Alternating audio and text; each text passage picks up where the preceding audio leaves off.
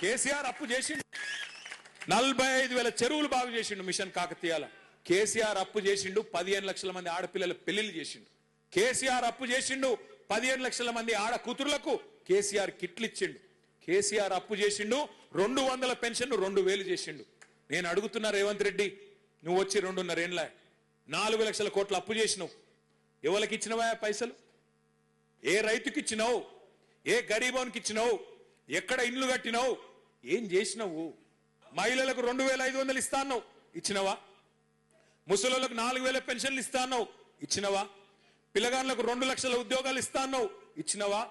4,000 నిరుద్యోగ భృతి ఇస్తా అన్నాడు, ఇచ్చిండా? స్కూటీలు ఇస్తా అన్నాడు, ఇచ్చిండా?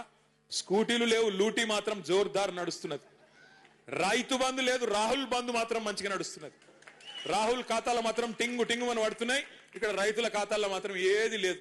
యూరియా ఇచ్చే ముఖం లేదు, యూరియా ఇచ్చే తెలివి లేదు ఈ సన్నాసికి. ఈయనంట రైతు డిస్కామ్ పెడతాడంట.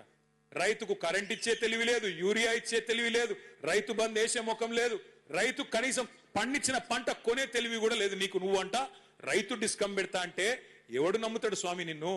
రేవంత్ రెడ్డి మాటలు ఎట్లున్నాయంటే రైతుల గురించి, నేతి బీరకాయలో నెయ్యి ఎంత ఉంటుందో రేవంత్ రెడ్డికి రైతుల మీద గంతే ప్రేమ ఉన్నది. మైసూర్ పాకులో మైసూర్ ఎంత ఉంటుందో రేవంత్ రెడ్డి రైతు డిస్కంలో రైతు గంతే ఉన్నాడు.